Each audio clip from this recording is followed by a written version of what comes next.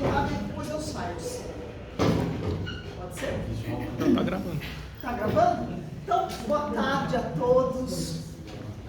Muito bem-vindos. Eu sou a professora Lúcia, como muitos sabem, mas começamos agora mais uma palestra do tradicional Filosofia no Mosteiro, que agora é Filosofia na São Bento, mas era Filosofia no Mosteiro, que foi iniciada pelo professor Djalma, aqui presente, há muito tempo atrás, e nós aqui estamos mantendo essa tradição, convidando, então, agora para o mês de outubro, o professor doutor Maurício Marsola, da Universidade Federal de São Paulo, que está aqui. Ele possui graduação em Filosofia pela Universidade de São Paulo, mestrado em Filosofia pela também Universidade de São Paulo e doutorado em Filosofia também pela Universidade de São Paulo. Pós-doutorado na Universidade de Estudo de Roma, 2, né? E pela Universidade de Laval, em Quebec, no Canadá. Atualmente é professor efetivo de História da Filosofia Antiga na Universidade Federal de São Paulo, tem experiência na área de filosofia, com ênfase em História da Filosofia, atuando principalmente nos seguintes temas: História da Filosofia Antiga, Platão, Plotino, Antiguidade Tardia, Ética e Metafísica. Vai apresentar a palestra Modelos de Felicidade no Mundo Greco-Romano, Epicuristas, Epicuristas e Estoicos em Polêmica. Gostaria também, antes de agradecer a presença do diretor do curso de Filosofia, o professor Jonathan Tissot, e dos professores, o professor Domingos Amanha, da Teologia, e o professor Djalma Medeiros, da Filosofia. Passo então a palavra ao professor Maurício Marsola e o nosso agradecimento pelo aceite, pela sua presença aqui.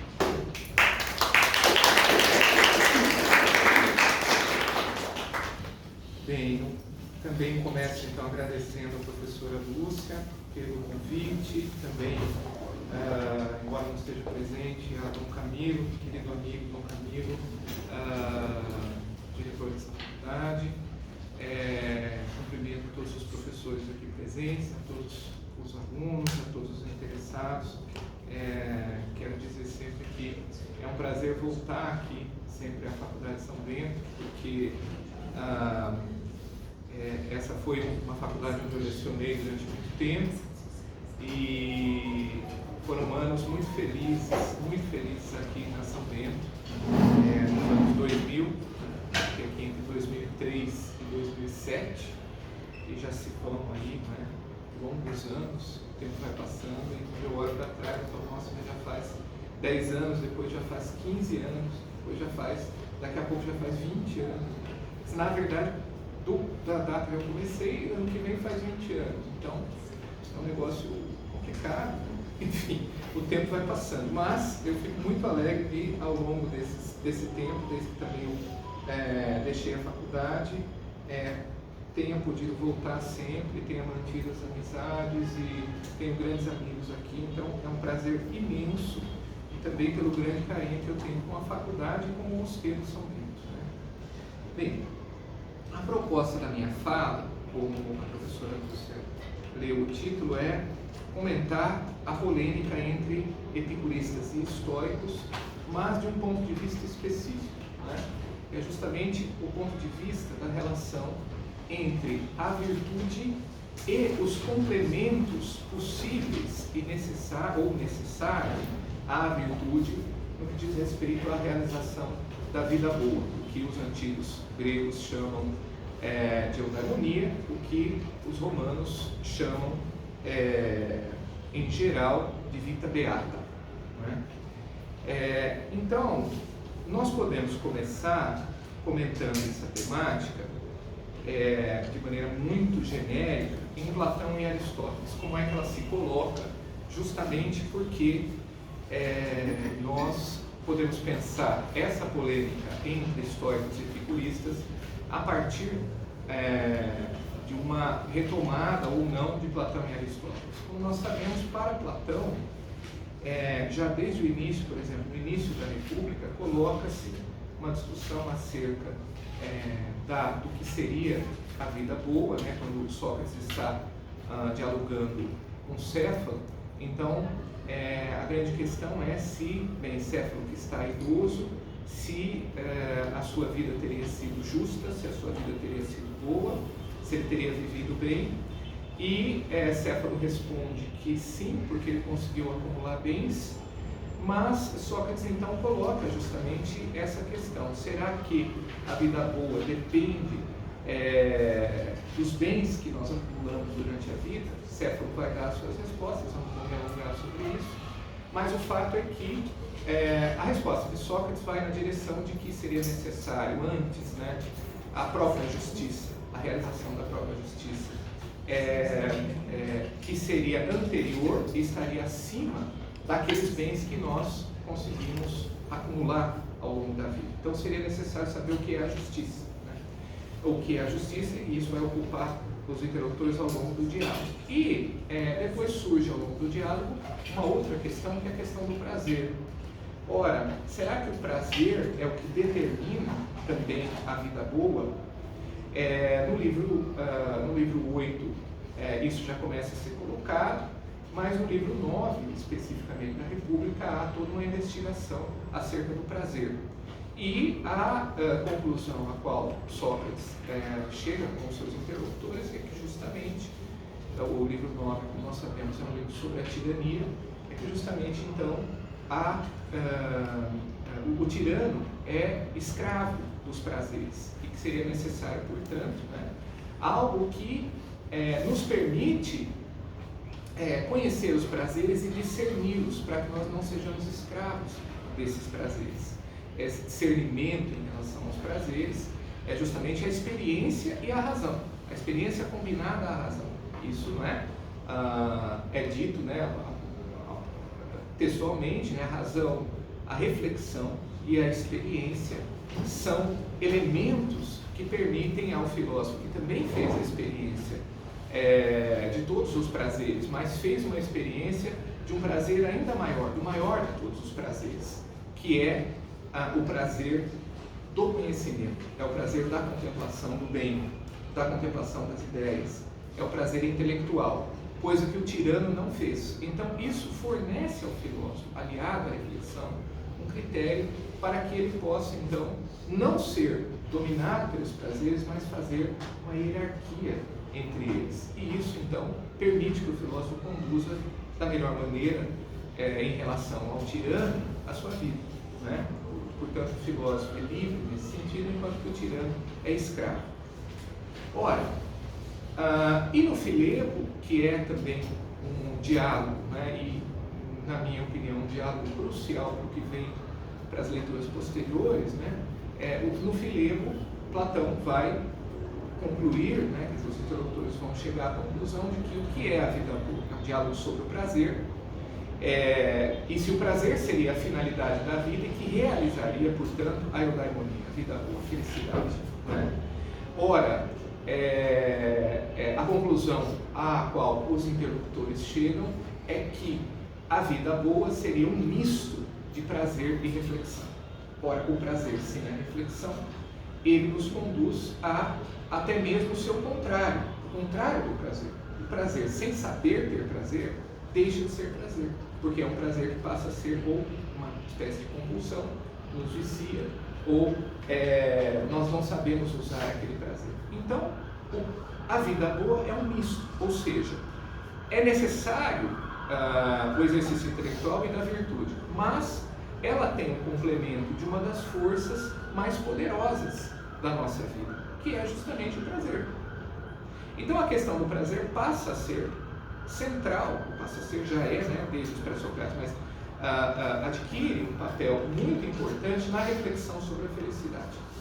Ora, então, se nós passarmos rapidamente também, né, pensarmos na discussão que Aristóteles faz sobre a eudaimonia no início da Ética Nicomaqueia, as questões que Aristóteles coloca é justamente dizem respeito a qual seria, né, o bem supremo da vida humana.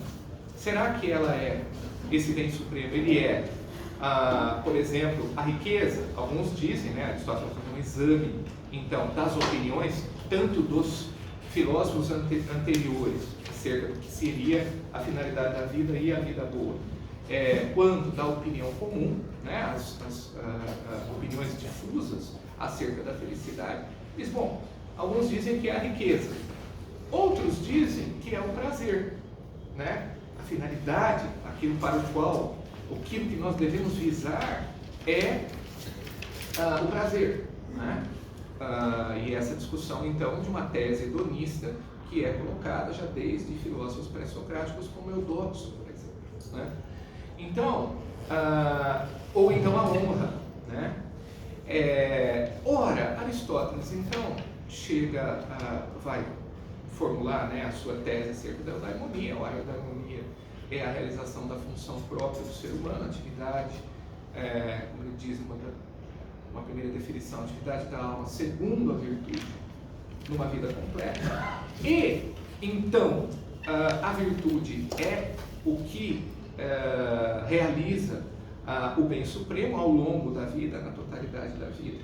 Mas, e o prazer, portanto, não é um fim, mas é um meio, assim como também a riqueza. Agora, de nada adianta, diz Aristóteles, ter riqueza se eu não sei usá-las, se eu não tenho a virtude para usá-las. De nada adianta ter prazer se eu não sei ter prazer, se eu não sei usá-lo, não é? Para o meu próprio. Agora, o que vai acontecer então, a partir dessa discussão aristotélica? O próprio Aristóteles vai retomar isso em dois momentos cruciais, dois momentos muito importantes na Ética Nicomaquéia, que é no livro 7 e no livro 10, que são os dois tratados sobre o prazer, né? Ora, o que vai aparecer como algo importante na discussão peripatética posterior é o seguinte: a felicidade, a vida boa, ela se realiza pelo exercício da virtude. É assim que Aristóteles define. Porém, prazer, riqueza e honra até, mas a honra sequer é algo que Aristóteles dá muita importância na sua discussão, mas sobretudo prazer e um certo conforto material. E também, não é, depois Aristóteles vai discutir a questão da ação do acaso na realização da eudaimonia, né? Mas sobretudo prazer e bens materiais são complementos úteis à felicidade. Eles não são a felicidade, mas eles são complementos úteis à felicidade. Ora, é justamente aqui então que se coloca uma discussão que se prolongará na discussão entre estoicos e epicuristas, ou seja, o que é, afinal de contas, a vida boa? Ela é o exercício da virtude, não é? Mas como complementos necessários, né? Eles não são a felicidade, eles não são a vida boa, mas eles são complementos necessários, sem os quais a nossa vida também fica incompleta. Quais são esses complementos? Justamente o prazer, um certo nível, né, de conforto material e assim por diante, né? Então, quando nós nos voltamos para a discussão, para a crítica que os estoicos fazem à perspectiva epicurista no mundo helenístico, é justamente este quadro que nós temos que ter em mente. Quer dizer, afinal de contas, o prazer e mesmo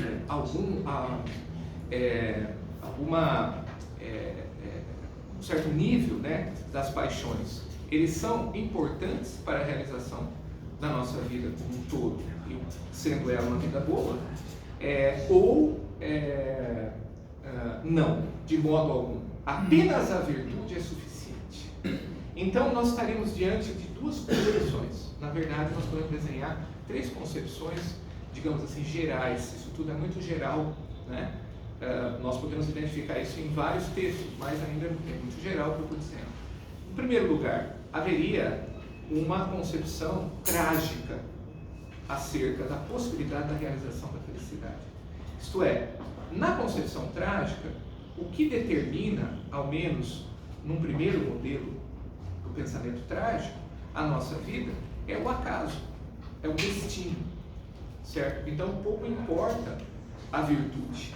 Esse, por exemplo, está ilustrado na tragédia do rei Édipo de Sófocles. Mas já na Antígona começa a haver uma mudança no sentido em que seria a prudência, né, apesar de todos os infortúnios da vida e da ação do acaso, a prudência seria um elemento que seria capaz, portanto uma virtude, não é? E algo que está ao alcance da realização humana, seria capaz de eliminar ou de diminuir o caráter trágico da nossa existência. E isso é retomado aí na perspectiva filosófica, né? Em Platão, em Aristóteles. E, portanto, nós teríamos em Aristóteles, em Platão, uma posição que nós poderíamos chamar, em Platão com todas as suas oscilações, evidentemente, porque Platão há uma oscilação enorme nos diálogos, mas nós poderíamos chamar uma posição completiva da felicidade. O que é essa posição completiva? É que a felicidade é o exercício da virtude, né? Se realiza pelo exercício da virtude, mas ela também exige complementos úteis, certo? E essa posição será também a posição de Epicuro. Enquanto que a posição estoica será uma posição exclusiva da felicidade. O que significa isso? Significa que apenas a virtude é suficiente para realizar a vida boa e nada mais. Portanto, o prazer e qualquer movimento da paixão, e sobretudo eu estou me referindo aqui ao pensamento de Sêneca, no Tratado de Ira e no Tratado de Vita Beata, Sêneca é muito enfático, tanto contra os peripatéticos, quanto contra os epicuristas, em dizer, não, todas as paixões nos perturbam, não importa em qual nível, e tampouco o prazer faz parte da vida boa, não é? É necessário eliminar qualquer elemento que possa perturbar aquela estabilidade, aquela constância, nos termos do próprio Sêneca, né, que a virtude nos dá, e não importa onde, então, o filósofo esteja, como ele esteja, certo? Então, o que é suficiente para o filósofo realizar a sua autarquia e também atingir esse elemento crucial, que é a ataraxia, e portanto realizar a vida boa, ataraxia, imperturbabilidade, tranquilidade interna, tranquilidade da alma, tem várias maneiras de se traduzir, mas então seria justamente essa não mistura, portanto não complementariedade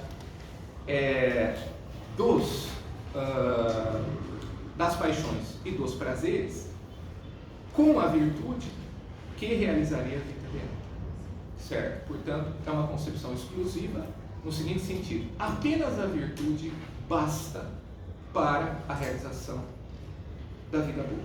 E por isso o sábio pode ser feliz mesmo numa figura central que Cícero, no seu debate nas Tusculanas, vai retomar, e isso aparece também em alguns textos históricos, que é o famoso touro de Fálaris, né?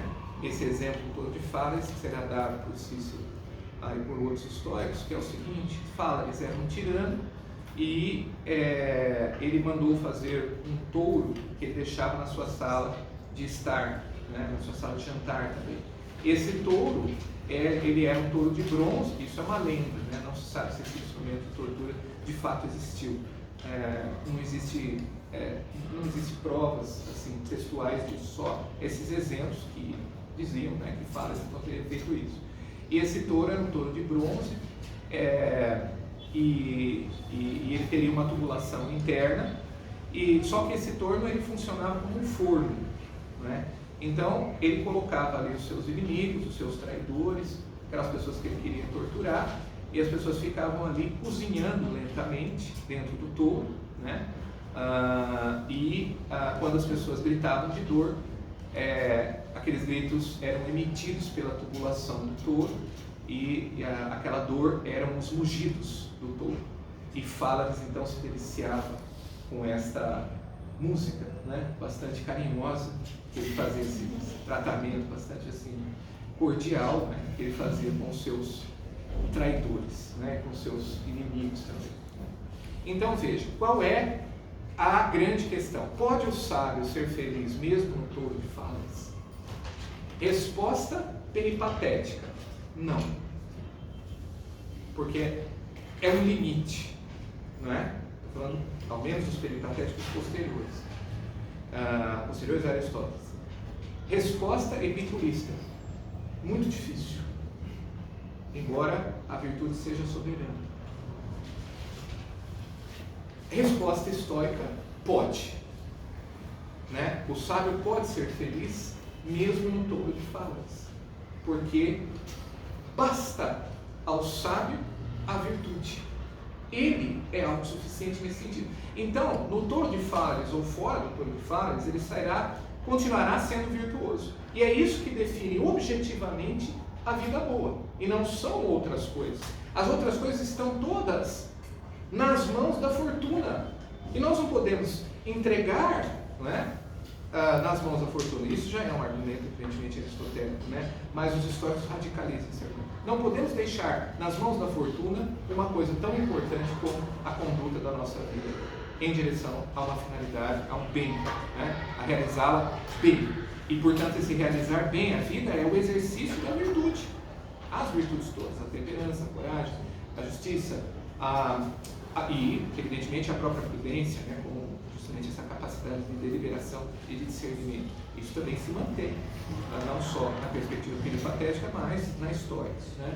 E epicurista também. Então, a resposta nesse sentido, não é? Histórica será: não devemos deixar nenhuma porta aberta que crie qualquer condição de possibilidade para que a fortuna possa invadir o campo da virtude. Porque o prazer e os bens estão nas mãos da fortuna, mas a virtude está em nossas mãos, né? Prazer, nós não sabemos se nós vamos ter sempre condições de ter prazer. Igualmente dinheiro, não é? Não vamos nem comentar nada sobre isso, mas veja só, não sabemos, certo? Por mais que sabemos, etc. Mas a virtude está em nossas mãos. Esse é o argumento, portanto, central de sempre, certo? E é nesse sentido, então, que eu queria desenhar alguns elementos, justamente, né? Retomar esse percurso, né? Enfim, eu resumi aqui, falando primeiro, então, né? Da perspectiva epicurista e depois da crítica que Sêneca fará a esta perspectiva. E finalmente o balanço que Cícero, nas Tusculanas, faz, certo? Então vamos examinar 3 textos fundamentalmente: a Carta a Meneceu de Epicuro, ou a Epístola a Meneceu, como vocês quiserem, que é originalmente conhecida como Carta sobre a Felicidade, né? Ou geralmente conhecida como Carta sobre a Felicidade, mas na verdade ela é uma carta em que Epicuro está se dirigindo a Meneceu, um seu discípulo, né? E está dizendo, explicando para ele o que seria a vida boa, certo? E também, né?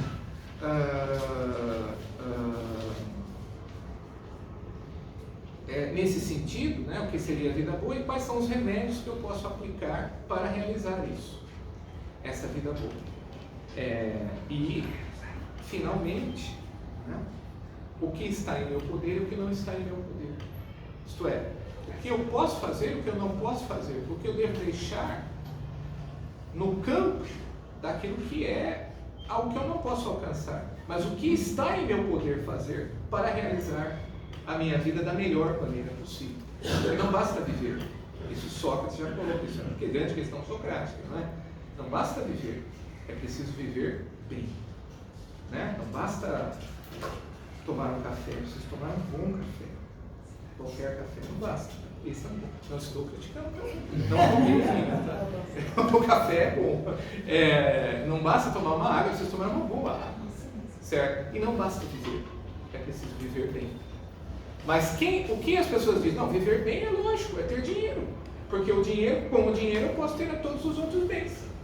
Ora, viver bem é lógico. Também não adianta ter dinheiro se eu não tenho saúde e prazer. Então, o viver bem é ter prazer. Certo? E essas são as respostas possíveis. Mas e tantas outras, né? Viver bem é não ser afetado pela fortuna, né? Pelo acaso. Muito bem. Mas a resposta filosófica será, não, viver bem será o exercício da prudência e da virtude. Né? Mas, na perspectiva epicurista, como nós sabemos, Epicuro vai, então, justamente fazer aquele enunciado na carta a Meneceu: o prazer é o princípio e o fim de uma vida feliz. Mas só que nós temos que entender o que significa isso. Né? Porque esta frase, tomada isoladamente, nos leva àquela concepção vulgar do hedonismo epicurista. Não, é ter prazer, buscar todos os prazeres indistintamente e sem discernimento. Mas é o contrário disso que, então, Epicuro está dizendo. Né? Muito bem, então veja. Epicuro começa, né, a sua carta dizendo que nunca vamos retomar um pouquinho o percurso que Epicuro faz nessa carta. Nunca é cedo nem tarde demais para se filosofar, porque nunca é cedo nem tarde demais para ser feliz. Porque a filosofia, nessa concepção que ele está se remetendo, na sua dimensão ética, se remetendo a Meneceu, é o exercício da busca da felicidade. Né? Então, justamente Epicuro vai nos dizer que é preciso, e aí começa uma argumentação mais detida de Epicuro, certo? Com relação aos elementos necessários para a realização dessa vida boa. O que é então o exercício da filosofia na sua dimensão prática? Né? Epicuro vai enunciar para Meneceu o que depois, né, o seu discípulo vai chamar de tetrafármacon, isto é, os 4 remédios, Diógenes de Enuanda, que fala de 4 remédios. Quais são esses 4 remédios? Né?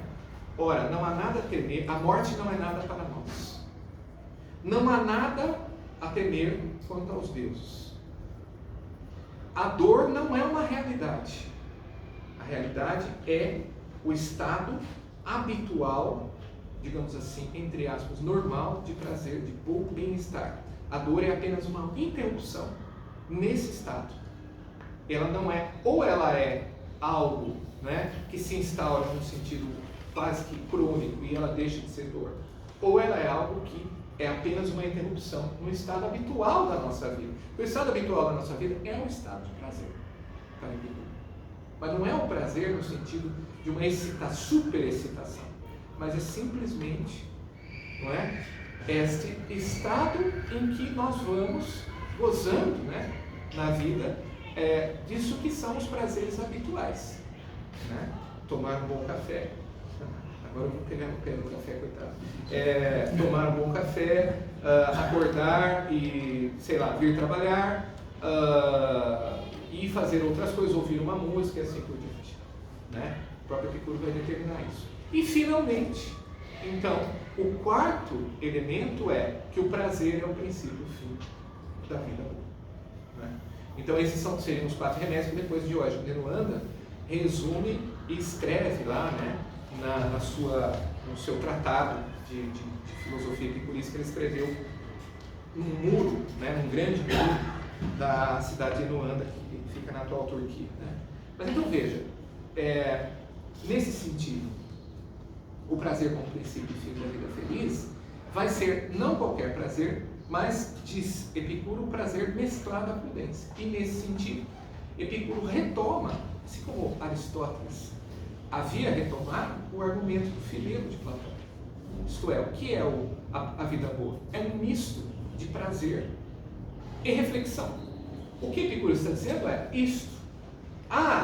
Não é? Vida boa é precisamente, se o prazer é o princípio e o fim de uma vida boa, o prazer, então, a felicidade é um misto de prazer e reflexão.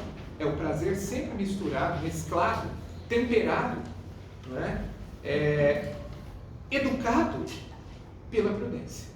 Não uma relação, evidentemente, assim como também não em Platão, né? A relação entre a razão e as paixões não é uma relação de domínio violento, nem tão pouco de repressão, que aquele que se reprime retorna, também violentamente, mas é uma relação educativa, quer dizer, o modelo é um modelo pedagógico, ou então uma relação de persuasão. É um modelo que o pedagogo tem em relação àquele que está sendo educado, ou então que o retórico tem em relação àqueles que o ouvem, ou que o governante, evidentemente não tirano, tem em relação aos governados, né? Então, justamente essa é a relação entre o prazer, a prudência e os prazeres, que também Epicuro vai retomar. E é necessário, então, realizar, né, um exercício de discernimento. Portanto, o discernimento dos prazeres se torna algo crucial. Por isso que a prudência, também como exercício de discernimento, isto é, saber quais são prazeres necessários, não necessários, né? Prazeres que são nem naturais nem necessários, há prazeres que são naturais e necessários, há prazeres que são naturais e não necessários, e há prazeres que não são nem naturais nem necessários, certo? Esses prazeres que não são nem naturais nem necessários podem ser excessivos e podem, ao invés de nos causar tranquilidade, bem-estar, não é? E propiciar a virtude, eles nos proporcionam algo que é o contrário disso. São os prazeres excessivos, não naturais, não necessários. Por isso que é necessário aplicar a prudência como discernimento, para que eu possa então discernir quais são esses prazeres e quais prazeres que, não sendo nem naturais nem necessários, podem então efetivamente, ao invés de nos fazer bem, fazer mal, certo? Eles nos envenenam ao invés de nos curarem, certo? Porque justamente isso, né, que Epicuro havia dito desde o início. Qual é a finalidade, então, né, da filosofia? É alcançar o que eles chamam de psiquem igiaion, que é a saúde da alma. A saúde da alma. Então, essa comparação, essa metáfora médica sempre estará presente também na epístola, né, na epístola Menecê. Então, é preciso, o que é esse discernimento? Aplicar a reflexão, isto é, também, né, a prudência. A palavra phronesis pode ser traduzida aqui na carta, há aqueles que traduzem por reflexão, há aqueles que traduzem por prudência, para dizer. Mas, claro, depende do contexto, Epicuro está se referindo a esse processo, né, de reflexão e de discernimento. E justamente é aí que eu vou discernir, né, quais são os prazeres melhores e piores. Então, aí o discernimento nos leva a uma eleição, uma escolha, né? Um processo de escolha, um processo de airesis, escolher, saber escolher. E também saber recusar. Então, discernir é saber escolher e recusar, né? Medir prós e contras, saber escolher e recusar. Que se refere, então, no que se refere aqui, diz Epicuro, à saúde do corpo e à imperturbabilidade da alma. E aí aparece o elemento crucial para Epicuro também, tes psiques atraxia, né? Ou seja, a imperturbabilidade da alma. Porque justamente ele diz claramente, né? Eu não vou citar, enfim, os números aqui, tá? Mas vocês podem retomar a carta a Meneceu é muito concisa, né? Mas justamente em 128, por exemplo, 12 e 15, Epicuro diz, é justamente esta a finalidade de uma vida feliz. Esta é a finalidade, né? O quê? Atingir a saúde do corpo e a imperturbabilidade da alma. Essa imperturbabilidade da alma, a ataraxia, consiste não em ter a necessidade de buscar aquilo que falta para nós, nem buscar algo que complemente o bem da alma e do corpo, mas simplesmente em satisfazer-se com aquilo que é suficiente. Porque uma das máximas justamente capitais é essa, né, de Epicuro. Nada será o bastante para quem não se satisfaz com aquilo que é suficiente. Nada será o bastante para quem não se satisfaz com aquilo que é o suficiente. Daí justamente essa dinâmica do desejo estará, né, movida no seu próprio modo.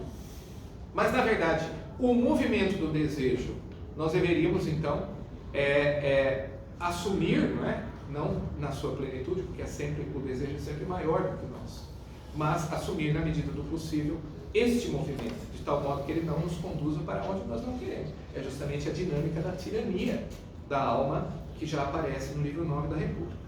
E aí, quando em 129 da carta Meneceu, Epicuro diz que o prazer é o princípio e fim da vida feliz, justamente isso será reafirmado que esse é o bem primeiro e mais natural em nós, porque é a nossa condição habitual. O prazer, por favor, o prazer é o princípio e o fim da eleição e da repulsa, mas é justamente por essa razão que não se pode escolher qualquer prazer. Não é qualquer prazer que pode ser escolhido. É o prazer? Muito bem. O que é o epicurismo vulgar? Como o próprio Epicuro já critica. Ele fala assim, aqueles que não compreendem a nossa posição, eles acham que é qualquer prazer. Mas não é. Não é isso que eu estou dizendo. Não é poder escolher qualquer prazer, porque por vezes renunciar a muitos prazeres, quando eles derivam deles, né, vão derivar mais dores do que prazeres reais, então é necessário renunciar a esses prazeres. Eu acho que muitas vezes algo que vai me trazer grande satisfação, quando na verdade isso vai me trazer mais problemas, não é? Então, às vezes é melhor nós ficarmos quietinhos do que buscarmos uma coisa melhor que nem sempre será melhor, não é? Isso é um conselho, vamos dizer assim, prudencial, né? Também não só em relação aos prazeres, mas em relação às escolhas de maneira geral que o Epicuro faz. Algumas vezes há dores melhores do que prazeres, diz Epicuro, porque na medida justamente em que isso se dá, que ocorre após tais dores, ocorre ou segue-se um gozo maior, né? Então, há uma, diz Epicuro, né? A palavra que é complicada, mas não podemos traduzir por connaturalidade, há uma connaturalidade, né? Há uma espécie de parentesco, né? Essa palavra, esse campo lexical foi usado por Platão em outro contexto, né? Para falar da connaturalidade, do parentesco singênea entre a alma e as formas, mas aqui está Epicuro usando no seguinte sentido: há um parentesco, há uma connaturalidade entre a nossa natureza e o prazer. Olha que bonito, né? Ou seja, a nossa natureza ela é apta naturalmente ao prazer. O prazer é a coisa mais natural em nós. A dor não é natural, lógico que não. O que é habitualmente natural? O prazer. Tomar um bom café, certo? Tomar uma boa água, e assim por diante, certo? E não só isso, não estamos falando só dos prazeres sensíveis, mas, por exemplo, é um momento de prazer estar aqui. Estar aqui é prazer. Isso é connatural, não é? Então, justamente, todo prazer, diz Epicuro, é bom em si, mas nem todo prazer é aceitável na prática, né? Tudo é permitido, mas nem tudo convém. Todo prazer é bom em si. Claro, evidentemente essa última frase não é de Epicuro. Epicuro está dizendo, todo prazer é bom em si, mas nem todo prazer é aceitável na prática. Portanto, é preciso justamente aplicar esse discernimento e a reflexão na consideração de cada caso em particular. Então, é preciso discernir cada caso. E aí, existe um eco aristotélico em Epicuro muito grande, certo? Muito grande. E isso foi tratado por grandes estudiosos, não vamos deter nesse universo mais especializado, tá? Portanto, nesse sentido, esse exercício ele vai se realizar pela comparação e pelo exame das vantagens e desvantagens de cada prazer. Como é que eu faço isso na prática? Comparo e examino. Estamos falando da prática, não estamos falando de uma especulação metafísica, embora haja pressupostos aqui nesse sentido, nós estamos falando da prática. Então, a linhagem de discussão de Epicuro é o Filete de Platão, é certamente Aristóteles. Em certos casos, então, nós fazemos um mau uso do bem e em outros um bom uso do mal, diz Epicuro. Portanto, o discernimento, a razão, precede a fruição dos prazeres em diversos sentidos. Primeiro sentido, a satisfação não está vinculada a ter muito ou ter pouco. Muita gente acha, ter prazer, primeira coisa, ter muito, não é? Comer muito, fazer muitas, etc, etc. Né? Não é isso, mas ao saber conformar-se com o suficiente, com o pouco. Né? Então não é ter muito, porque, diz Epicuro, né? Retira da abundância um bem maior aquele que menos carece dela. Retira da abundância um bem maior aquele que dela menos carece. E tudo que é natural é fácil de buscar, e tudo supérfluo é difícil. Então qual é um outro critério? Aquilo que é fácil, não é? Mais natural. Aquilo que é antinatural sempre também será mais difícil. Então esse é o segundo elemento. O terceiro elemento é nesse sentido que a Epicuro observa que os gozos simples produzem a mesma satisfação do que uma vida suntuosa, desde que seja eliminado tudo que causa sofrimento pela sua falta. Ou seja, nós muitas vezes temos, isso Platão já é uma dinâmica que aparece em Platão, temos prazeres muito intensos, mas quanto mais intenso o prazer, maior também será a dor relativa à sua falta. Né? Portanto, esse raciocínio vai encontrar um complemento, esse raciocínio de Epicuro, com aquela frase que é muito conhecida, né, da carta Meneceu 131, que é a seguinte: quando se tem fome, até pão e água são dos alimentos mais prazerosos. Né? Quem está com fome, come com prazer pão e água. Então, a relação entre necessidade e satisfação aqui é fundamental. Né?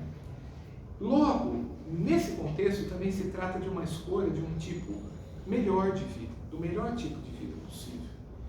Daí, portanto, nós teríamos a necessidade de nos habituarmos a um gênero de vida simples, não suntuoso, que produz. O que produz? Qual é o resultado desse gênero da vida simples que Epicuro está defendendo? Né? Portanto, veja, o epicurismo não é este mergulhar suntuoso nos prazeres, mas ao contrário, ele está dizendo: a vida simples nos leva à conservação da saúde. Segundo lugar, a ausência de perturbação diante dos confrontos obrigatórios da vida, que quanto mais nós carregamos de coisa, mais nós temos a perder, né? E, finalmente, gera melhor proveito, o proveito da abundância, porque aí nós sabemos aproveitar a abundância, e nos faz corajosos diante do acaso. Quer dizer, nós ficamos treinados, vamos dizer assim, na vida. E o acaso, pode ter certeza, ele agirá. Porque o acaso é um fenômeno do mundo físico no qual nós estamos. Certo?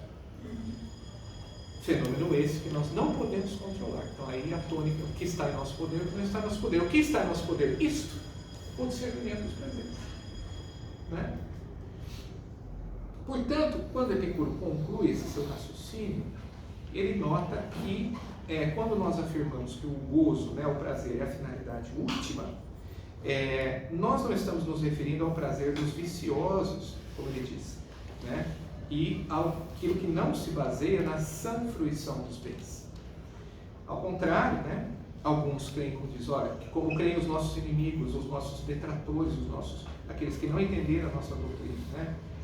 Esses desconhecem, diz Epicuro, o nosso ponto de vista. Ele diz nosso ponto de vista, né? Mas ao contrário, a finalidade não é buscar o prazer sem reflexão. Olha o Filebo aqui presente, não é?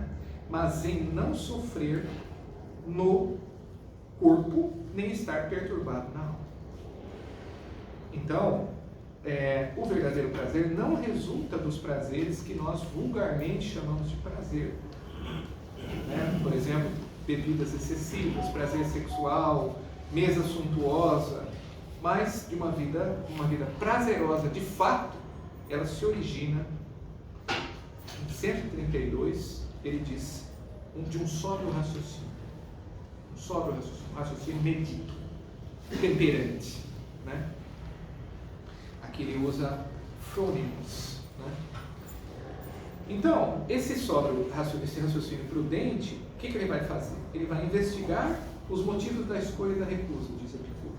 Segundo lugar, ele descarta suposições, porque essas são muitas vezes causas de grandes confusões na alma. Portanto, investigar, dar adesão e recusar se mesclam aí no decorrer do exame filosófico. É isso que é a vida filosófica. A vida é prática, né? Que articula a vida das escolhas práticas. E nesse sentido, então, a vida feliz depende do exercício filosófico, claro. Né?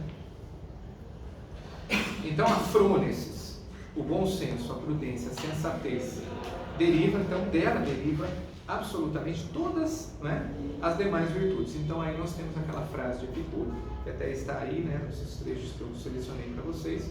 Não é possível viver de modo prazeroso sem ser sensata formosamente e de forma justa, tampouco viver sensata formosamente e de forma justa sem fazê-lo prudentemente. Né? Então, há uma implicação entre a prudência e a própria vida boa. Né? As virtudes, então, justamente estão unidas, né, a este viver de modo prazeroso, e o viver de modo prazeroso é algo inseparável da virtude. Não é? Então há essa inseparabilidade entre prazer e virtude. E é necessário, portanto, refletir sobre o bem e sobre aquilo que é inadequado. O discernimento, como nós vimos. E nesse sentido, Epicuro fala, né, usa os termos frônimos, kaikalos, kaidikaios, ou seja, de modo prudente, belo e justo. Prudente, belo e justo. Essa sequência, né, do Kai, ele une as expressões, né? Une os três termos. Eles são inseparáveis, inclusive do ponto de vista da própria expressão formulada pelo Epicuro. Né? Então é melhor um juízo errado que tenha sido bem examinado do que o acerto que não tenha antes passado pela razão. E é justamente essa a prática que conduz à ataraxia.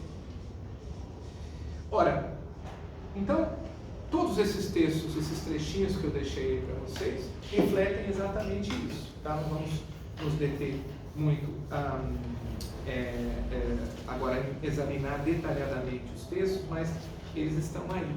Né? Quer dizer, quando Epicuro diz habituar-se às coisas simples a um modo de vida não luxuoso, não é só conveniente para a saúde, mas proporciona ao ser humano os meios para enfrentar corajosamente a adversidade. Ou, de todas essas coisas, a prudência é o princípio, o bem supremo, razão pela qual ela é a mais preciosa do que a própria filosofia. É dela que se originam todas as demais virtudes. E é ela que nos ensina que não existe vida feliz sem prudência, beleza e justiça, e que não existe prudência, beleza e justiça sem felicidade. Então veja, a prudência realiza a felicidade. E aí, bom, nós temos essa perspectiva, né? Uma perspectiva que claramente, ao menos assim é a minha leitura, tá? Essa é a minha leitura, estou dizendo que é isto mesmo, mas é a minha leitura. A minha leitura é que esse argumento retoma aquilo que já está no fileiro de Platão, né? Inusitadamente, como se Epicuro estivesse referindo apenas à reflexão atomista. Não, Epicuro está num contexto de discussão com as filosofias anteriores, de maneira geral. Né? Platão e Aristóteles, evidentemente, a sua grande retomada na física é a atomista, sem dúvida. Bem, ora, mas aí nós então passamos para a perspectiva estoica. E a perspectiva estoica é justamente de criticar essa mescla de virtude e prazer. Como eu disse, né, afastando qualquer possibilidade de que o prazer sendo... Porque veja, qual é o problema? O prazer, evidentemente, Epicuro está dizendo, olha, na vida simples nós nos tornamos nós permanecemos na vida, na estabilidade da vida, não é? Mas, quer dizer, Aristóteles havia dito, o prazer é um complemento necessário, oferecido útil, pelo menos,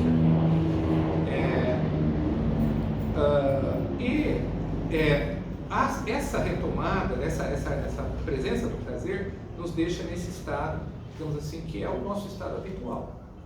Entretanto, isto, segundo os estoicos, está nas mãos da fortuna.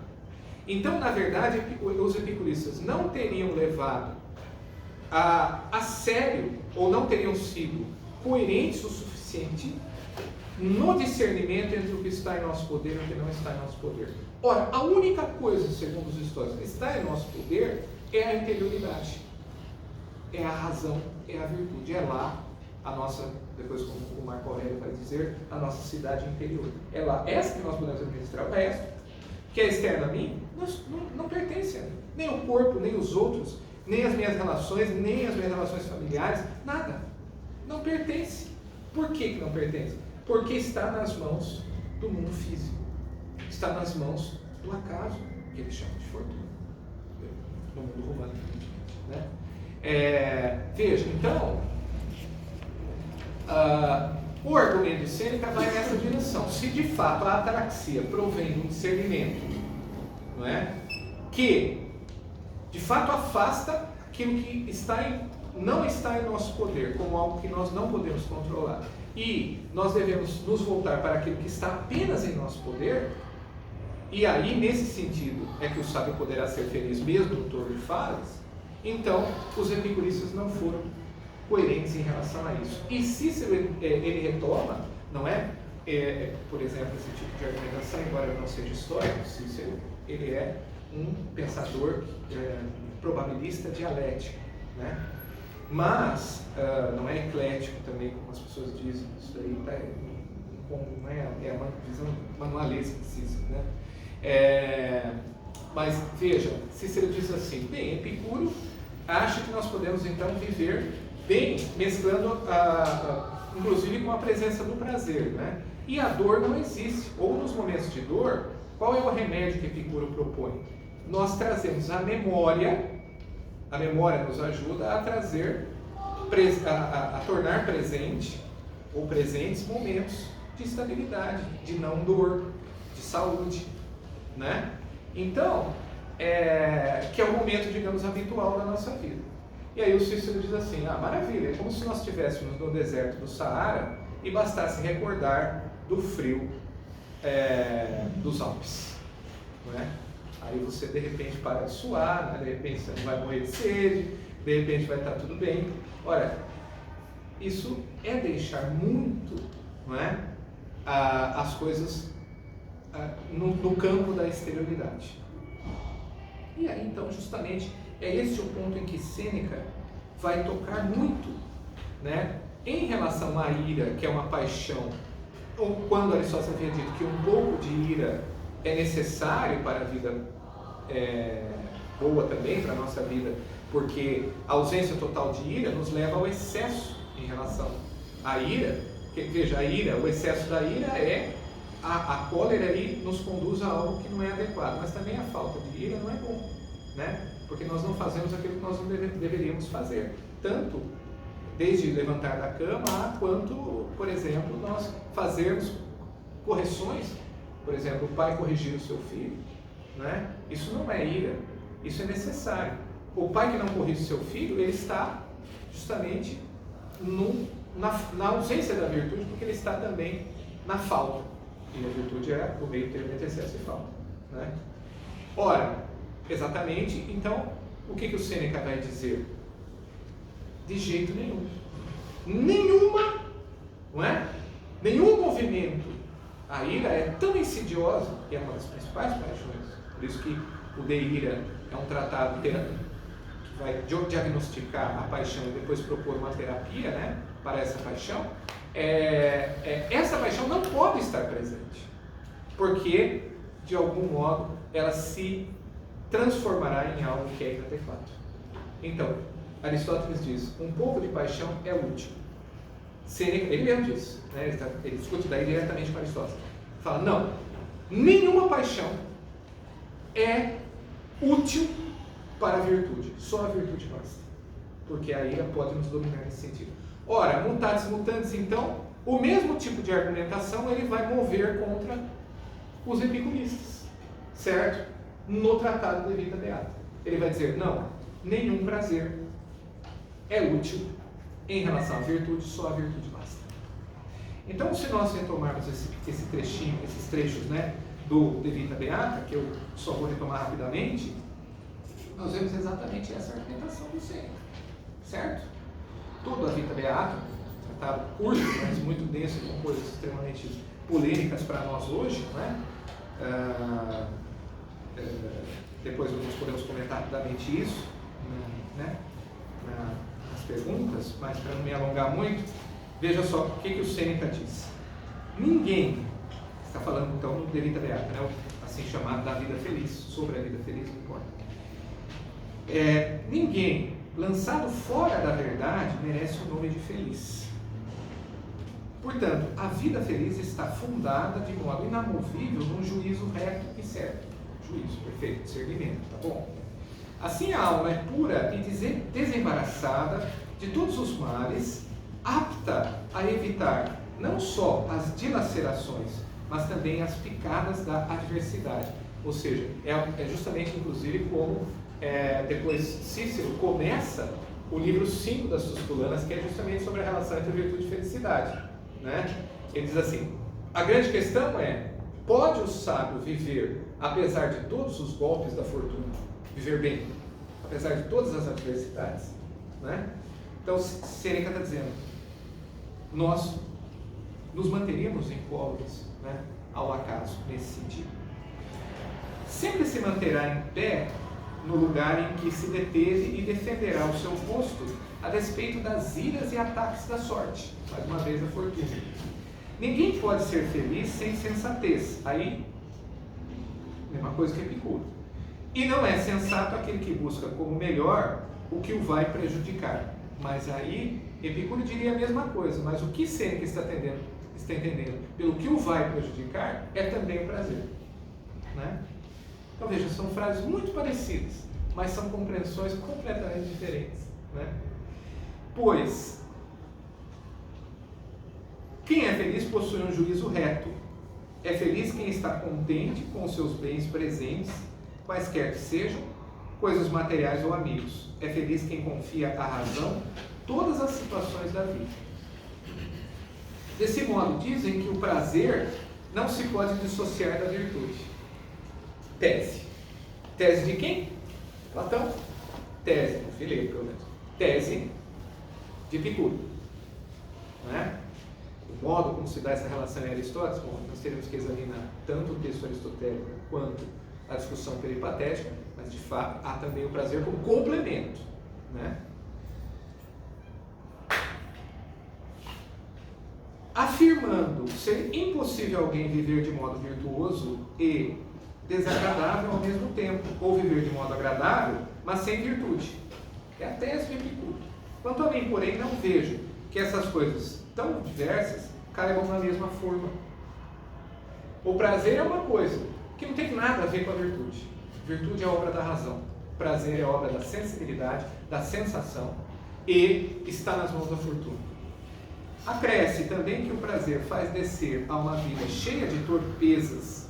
Aí a opinião do Sêneca. Ao passo que a virtude não permite uma vida desonesta. Então, o prazer nos desvia, a virtude nos conduz. E há também quem viva feliz no prazer, ou antes, devido ao próprio prazer. Ora, isso não aconteceria se o prazer estivesse mesclado à virtude, que muitas vezes está isenta de prazer, mas nunca tem necessidade dele. A virtude não carece. A virtude é aquilo que não possui carência, isto é, ela nos realiza para nós o ideal da autarquia, isto é, nós somos devemos ser absolutamente autossuficientes para alcançar a tranquilidade da alma.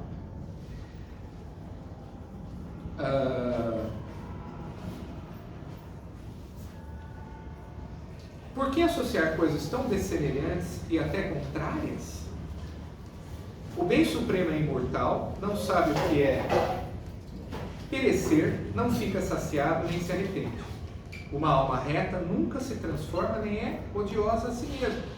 Em nada se afasta do melhor modo de viver.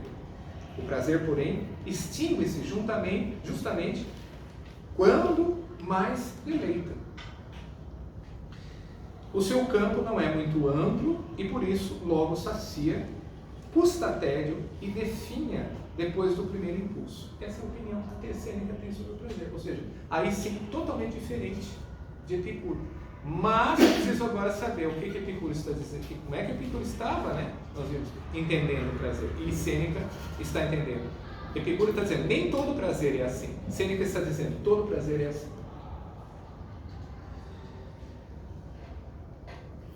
Não pode ser firme aquilo cuja natureza consiste na mudança, ou seja, o prazer também está no campo da flutuação, da mutabilidade, do devir. Esse é o campo da fortuna. Enquanto que a razão não, ela tem a estabilidade e a virtude participa dessa estabilidade. E assim não pode ter substância definida o que vem e passa com maior velocidade, no pressuposto ontológico, ainda da discussão platônica, e perecerá com o uso de si mesmo. Chega onde cessa e, ao começar, já tende para o seu fim.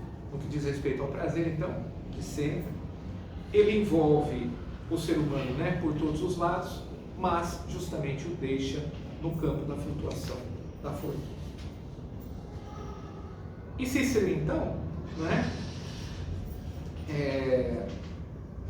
ao retomar essa discussão dialeticamente e probabilisticamente, justamente ele vai introduzir, então, esse argumento aí do touro de falas, a felicidade, como ele diz, né, pode penetrar até mesmo o touro de falas. E ele diz, a felicidade pode, então, encontrar-se em meio a torturas, se ela seguir-se, né, se ela depender da justiça e da temperança, e especialmente da firmeza. Ele vai elencar uma série de virtudes que aparecem já em Aristóteles, né, magnanimidade, calma. Então ela não se importa com aquilo que é de fora, né? Muito bem, então veja, diante, né, dessas duas perspectivas, né, o que está em questão efetivamente para nós, só para nós concluirmos um pouco esse raciocínio e abrirmos para a nossa discussão. O que estará são dois modelos de virtude e de felicidade e da participação, né, da possibilidade que a razão tem de conduzir a nossa vida, apesar de ser, considerando assim, que ela está no campo do mais ou menos, no campo da flutuação do devir, no campo de limites, né? Então, aí que nós teríamos essa distinção entre um modelo, né, mais exclusivista, e, portanto, depois, não é o caso do centro, mas bem depois, isso se tornará aquilo que nós vamos chamar de uma moral muito rigorista, né, exclusivista, e de outro lado, uma moral da moderação, no meio termo, do limite, no mais ou menos, onde nós estamos, então, mergulhados. Eu agradeço, então, por terem me ouvido e podemos agora discutir.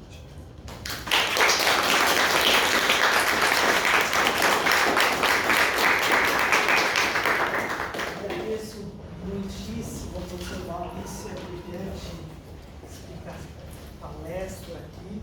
E nós estamos um pouquinho em cima da hora, mas de qualquer forma acho que a gente pode abrir para quem puder ficar e perguntar. Já vi aqui dois inscritos.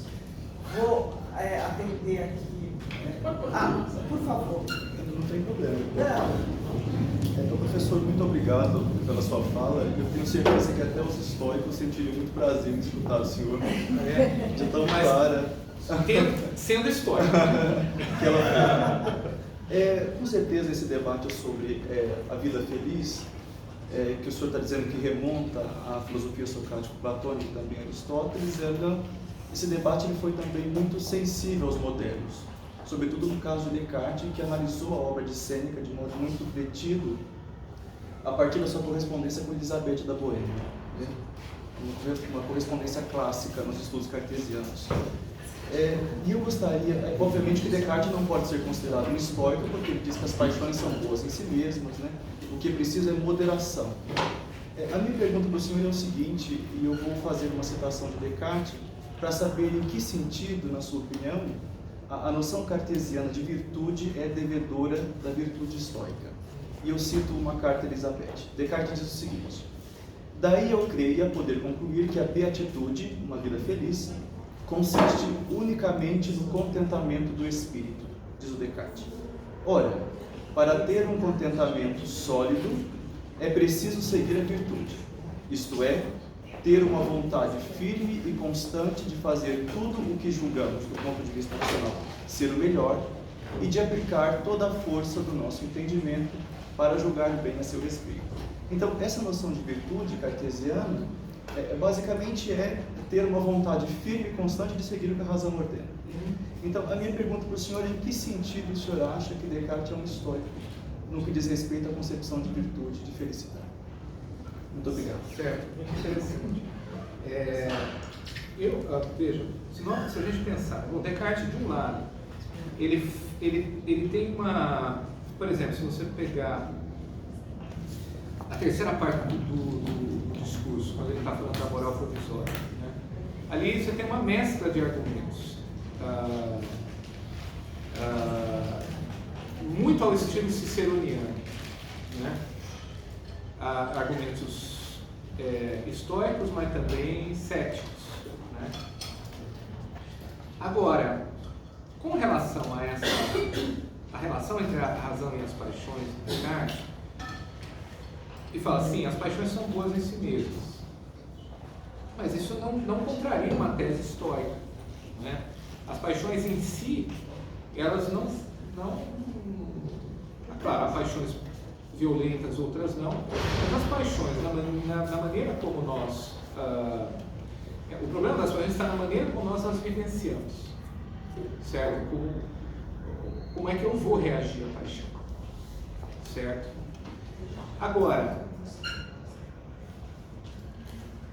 eu acredito que existe uma retomada, de fato, existe uma perspectiva histórica no seguinte sentido: a vontade, ao ser dirigida pela razão, né, instaura um primado da razão que nós já encontramos na quarta meditação.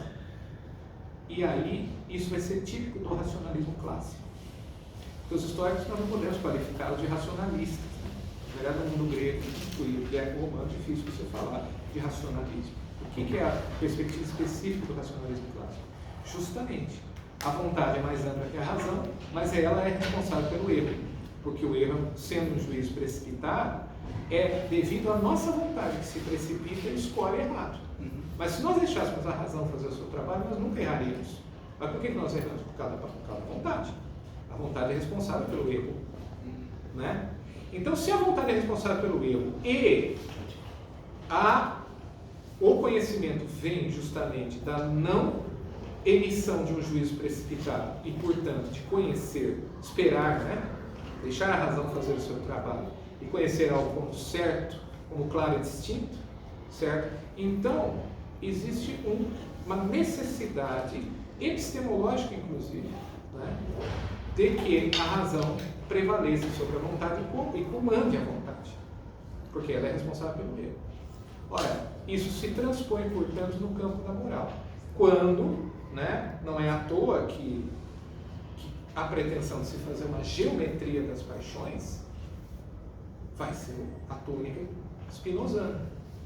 Cartesiano também, ele diz que nós vamos fazer um tratado de paixões como um físico. Sim, exatamente. Portanto, isso é típico do racionalismo. Ora, isso é uma coisa absolutamente anti-aristotélica, no meu modo de ver. Acho que sim. Os aristotélicos podem confirmar. Não tem nada a ver com Aristóteles isso. Certo? Porque Aristóteles não pretende fazer uma geometria das paixões. O discernimento caso a caso, tem o campo da experiência, etc. Mas tão pouco os epicuristas, tão pouco é o caso de Platão, pelo menos no Fileno, pelo menos no livro 9 da República. A palavra que está lá é experiência, não é uma espécie de dedução de certos princípios a partir dos quais eu vou então coordenar, né, as paixões. Embora em Spinoza isso apareça de maneira bastante ambígua também, eu acho, porque as paixões estão lá, mas eu mantenho uma serenidade diante das paixões. E é um pouco o trecho que você leu de Descartes, né? Então existe essa ambiguidade, mas eu acho que a tônica ali vai ser marcante do racionalismo clássico como a partir da sua pretensão geométrica. A perspectiva empirista, no sentido da empiria grega, né, greco-romana, que é aristotélica, que é platônica em alguns diálogos, né, que é epicurista, né, é totalmente diferente. Totalmente diferente. Certo? Então eu acho que existe, aí sim, talvez esteja uma ruptura, né, que inaugura o racionalismo clássico. Então, essa é a minha leitura. Muito obrigado. Tem mais questões? Tem mais uma aqui. Muito obrigado, professor Maurício. Agradeço muito a sua fala. Tenho duas questões que eu quero nós encampamento. Vou voltar para os milhares de anos. Vou voltar para o ambiente antigo. E eu gostaria de tentar localizar melhor o background conceitual dessa discussão. Porque no seu handout, no texto de Epicuro, temos a frase, a posição de entrada, a razão que afirmamos que o prazer é o princípio e fim de uma vida feliz. Aí a próxima é, inclusive, com efeito, eu não vejo muito bem como que vem depois explica o que vem antes. E esse ser o princípio e fim de alguma coisa tem ressonâncias tanto aristotélicas, anteriores, quanto posteriores, inclusive cristãs. Agora, o que exatamente, como que o prazer se constitui? Vou fazer essa primeira pergunta, depois, se eu faço.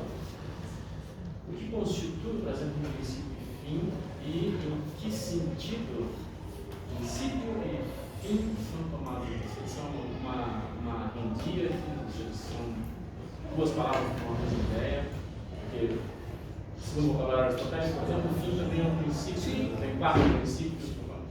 Só que, ao que parece, Epicuro não conhecia muito bem Aristóteles, talvez o ambiente conceitual não seja um ambiente aristotélico.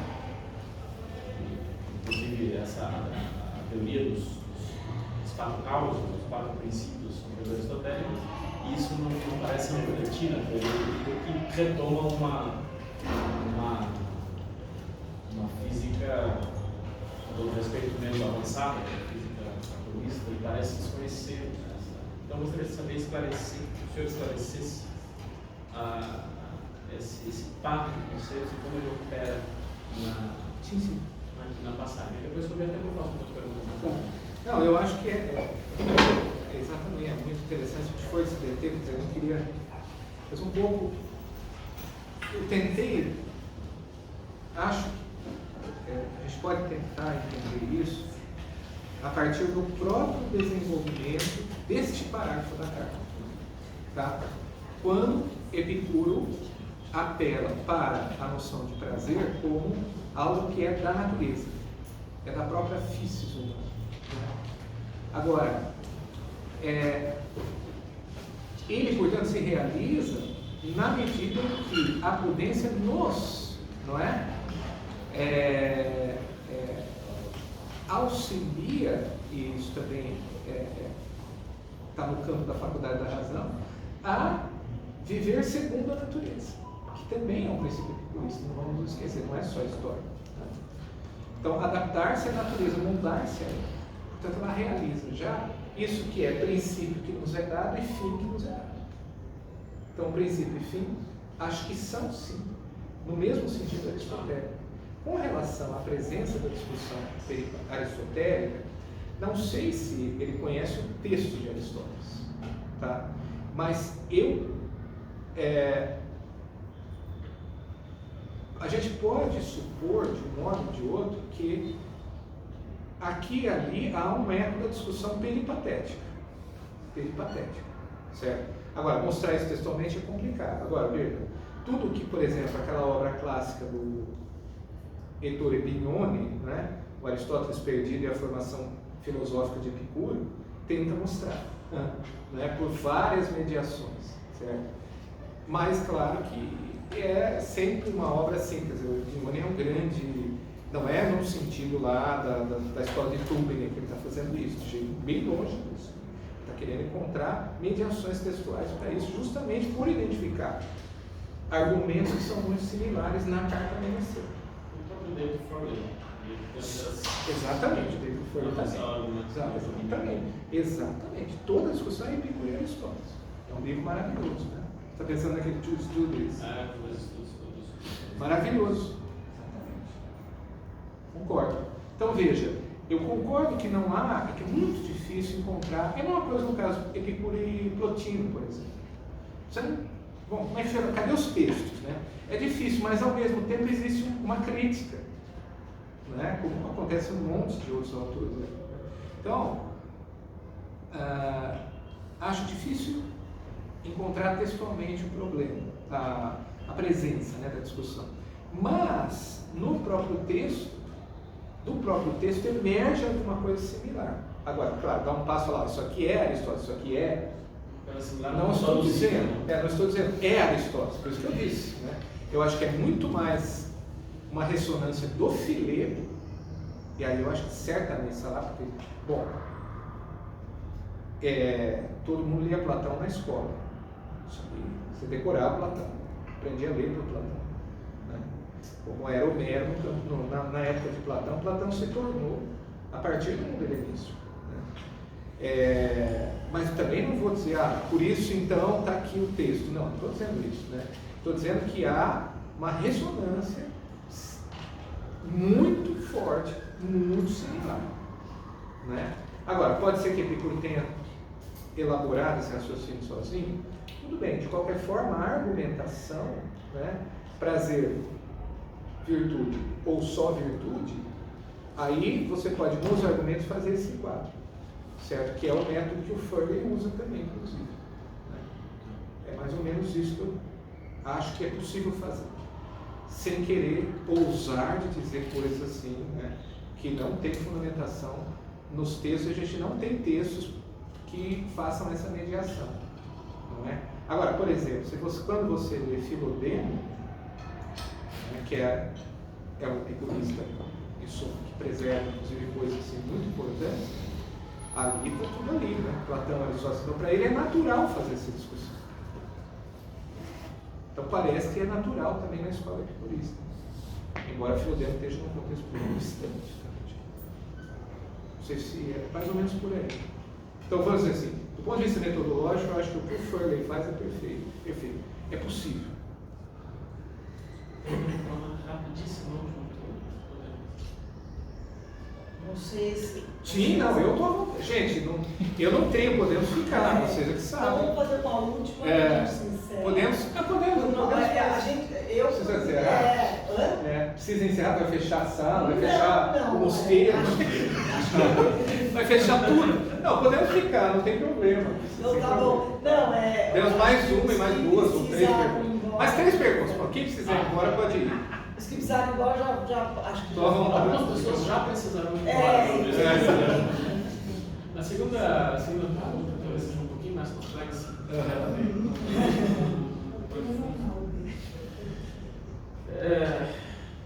O senhor está fazendo uma contraposição, na verdade, a crítica histórica à filosofia de Epicuro. E eu gostaria de saber em que medida me parece que, quando se fala, em acaso, um destino num contexto atomista, isso tem sentido, porque o acaso, você não tem um mundo tão deterministicamente regulado como um mundo histórico. Você tem um acaso ali como algo aleatório, né, que deriva da própria física, dependendo de como você entende o Klineman, a desses dos átomos e tudo mais, que parece que isso é algo que Epicuro endossa, né, a física democristiana. No caso dos históricos, já é um determinismo total, onde até talvez a liberdade histórica, como alguém já disse, é a liberdade de um cachorro amarrado, sendo arrastado, mas que quer ser arrastado. Tudo que ele pode fazer Que é querer ser arrastado. Que é o exemplo que o Sêneca dá. É melhor seguir o caminhão do que ficar sendo arrastado. Ele mesmo fala isso. E isso reflete, inclusive, em como os históricos veem a alma humana. Porque a alma humana ela não é tripartite ou bipartite, como o caso de Platão e Aristóteles, onde você tem uma parte racional e a parte irracional, e as próprias paixões elas são crenças equivocadas. Então, você dá sentimentos à crença, a proposições que são falsas. Agora, não parece ser esse o caso. E eu gostaria de ouvir, se o senhor quiser falar um pouco sobre isso, em que medida o intelectualismo estoico, né? Pode falar em racionalismo, não pode falar em intelectualismo? Pode, claro. Isso sim. Mas esse é o termo correto, intelectualismo. O intelectualismo histórico, que tem base no intelectualismo socrático, coloca os históricos nessa posição de não aceitar o prazer como um princípio da vida feliz, como é o caso de Epicuro e o fim da própria das relações humanas. Mas, sim, ela vai desenvolver mais livremente, é uma conexão que eu entendo. Na verdade, são duas perguntas, quase. Exato. Vamos dizer assim. Podem ser várias outras. Não, porque assim, veja, no primeiro modelo, com relação à necessidade, né? Klineman é um termo que Cícero, Epicuro não usa, Sim, claro. Cícero atribui a Epicuro, né? E não é uma doutrina de Demócrito, é uma doutrina de Epicuro. Porque o próprio Epicuro, e isso vai aparecer na discussão que Lucrécio vai fazer no livro 1, né, do De Rea Natura, o próprio Epicuro critica o modelo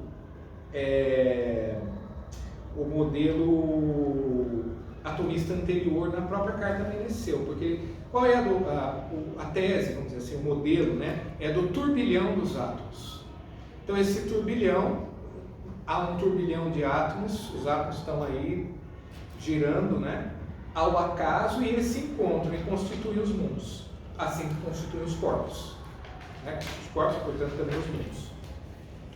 Mas aí a necessidade fica complicada, e o Demócrito não temos textos suficientes para resolvermos esse problema, tanto que é o Lucrécio que depois vai falar, não, peraí, os átomos se encontram, mas depois existe uma necessidade, certo? Então, uma vez que se constitui esse mundo, inclusive o grau de continuidade entre uma coisa e outra é que torna-se problemático. O Plotino vai falar isso. Mas como é que do caos vocês deduzem a ordem? É o que exatamente o Lucrécio faz. Tem o caos inicial, mas aí o mundo se constitui e o mundo se constitui como ordem. A natureza segue finalidades, aliás, elevada finalidade, não é? Então essa discussão aparece nesse sentido, tá? Bastante paradoxal. Mas Epicuro, num determinado momento da carta Meneceu, diz assim: eu prefiro estar submetido ao destino dos deuses do que ao acaso dos físicos. Porque ele acha esse acaso excessivo. Então talvez dali justamente, e nós não temos elementos na carta Heródoto para dizer isso, mas é provavelmente daí que Lucrécio tira esse seu argumento, né? Então, não é um modelo de puro acaso, mas tampouco é um modelo puramente determinista dos históricos, né? Agora, com relação ao intelectualismo, sem dúvida, acho que sim, porque veja, é interessante, isso é só uma generalidade que eu estou dizendo, tá? É só uma generalidade. Mas se nós pensarmos, o intelectualismo socrático abre várias portas, né? Uma delas é o estoicismo. Agora, Platão já não é mais, a partir da República, intelectualista nesse sentido. Ao contrário, né? Existe, por exemplo, na República existe a gracia, você sabe, né? No livro 4. Ou seja, as paixões podem falar muito mais alto do que a razão e não podemos fazer coisas que, mesmo sabendo que é melhor, fazemos o que é pior. Fazemos o que é pior, né? Então, nesse sentido que daí é necessário considerar o prazer como uma força que nós não conseguimos controlar. E aí tentar temperá-lo com a razão. E aí não é propriamente um intelectualismo no sentido tchau, no sentido estrito, certo? E aí eu acho que está a encruzilhada que divide históricos e epicuristas. Talvez os epicuristas, paradoxalmente, sejam mais platônicos que os históricos, e os históricos, por sua vez, mais físicos e socráticos que os epicuristas. Vamos lembrar que os históricos também são filósofos materialistas. E a alma para Epicuro, aí se for da alma, a alma, ela é também constituída de átomos, só que átomos mais sutis. Portanto, seus movimentos também dependem dos movimentos materiais que derivam da nossa relação com o mundo, mas também da consideração da razão. Mas, enquanto que a alma histórica ela é material, mas ela é totalmente determinada nesse sentido, na ordem da física. Então, vai mais ou menos nessa direção, mas enfim, também não é muito bem uma resposta, mas são considerações. Tá. Deixa eu só, antes de dar um recado, acho que tem pouca gente, mas dou mesmo assim. O professor Maurício, muito generosamente, distribuiu o texto que ele citou. Eu distribuí para vários grupos, mas não sei se todo mundo recebeu. Então, depois no final da aula, se vocês quiserem indicar quem não recebeu, porque daí eu mando, porque eu mandei pelo WhatsApp. Como a Marisa está de férias esta semana, né, calhou, né? Então eu mandei para ela, mas acho que não sei se ela mandou. Ela mandou? Eu peguei nesse grupo, no grupo da Marisa. No grupo da Marisa. Tá, então quem não recebeu me avisa que eu mando, tá? Eu acho que tem mais uma pergunta. Eu queria, a gente encerra e depois é claro que o professor Maurício posso passar o contato. Claro, sem dúvida. Então, se você puder fazer essa pergunta rapidinha e a gente encerra. Obrigado. E, enfim, por nós, acho que todo mundo aqui ficaria com assuntos interessantíssimos, o professor maravilhoso, mas, enfim, pode Obrigado. Oi, professor Maurício. Tudo bem? Tudo. Eu gostaria de fazer uma pergunta sobre essa perspectiva histórica, né? Como que eles apresentam a coerência dessa posição de que algo está em nosso poder, naquele sentido da cidadela interior, que o senhor falou de Marco Aurélio, né? Em face à vida boa, em face a se pensar que o homem poderia ser afetado por uma paixão, como ele poderia perder um braço em relação à razão e ao destino. Né? Como eles apresentam que é coerente dizer que algo está em nosso poder, e não seria também algo na razão do destino, as paixões. Então, justamente, as paixões são do campo da flutuação externa. Elas são movimentos, mas movimentos que não estão, são opostos, né? Diferentes completamente da razão. Não é? Então, tudo isso é campo da fortuna. Tudo isso. Então, nada disso está em nosso poder. Porque o que não está em nosso poder? É justamente tudo aquilo que nós não conseguimos dominar plenamente e que não só nos é exterior, mas são movimentos que são capazes de tirar completamente a nossa autonomia, a nossa autarquia. Né? É isso que é o que não está em nosso poder. Então as paixões também. Não é? As paixões, não é à toa que o Sêneca vai ter também uma Medeia, né? Que aliás é muito mais tenebrosa do que a do Eurípides. Não, é verdade. Então assim, a paixão, a questão ali é a paixão mesmo. Como que a paixão nos domina e acabou. Mas justamente por isso que é necessário fazer uma terapia das paixões. Então, a paixão é um movimento que não está em nosso poder, porque ela também nos coloca no campo da flutuação da fortuna. Mas o que está em nosso poder? Fazer a terapia. Assim como uma doença não está em nosso poder, mas está em nosso poder tratá-la. Né? Agora, nós vamos conseguir curar totalmente, isso é uma outra questão. Agora, por exemplo, perder um braço já é ainda mais, né? Perder um braço, enfim, quebrar um braço como eu quebrei recentemente, aqui na frente do espelho. É horrível. Então, enfim, quebrar um braço é mais ainda está mais ainda no campo dessa flutuação, certo? Mas isso, veja, isso nos afeta fisicamente, mas não deve, né, ou não deveria perturbar a ataraxia, a nossa independência em relação a isso. Aqui mesmo, isso o Epiteto vai dizer aquelas frases, né, que ele diz, né, isso é óbvio que é retórico, né? Mas ele diz assim: podem arrancar os meus braços, as minhas pernas, mesmo assim serem livres. Então é mais ou menos nessa direção.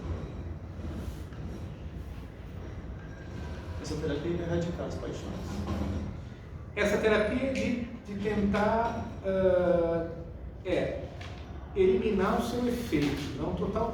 As paixões jamais podem ser eliminadas. Jamais elas podem ser erradicadas. Isso é impossível. Podemos então.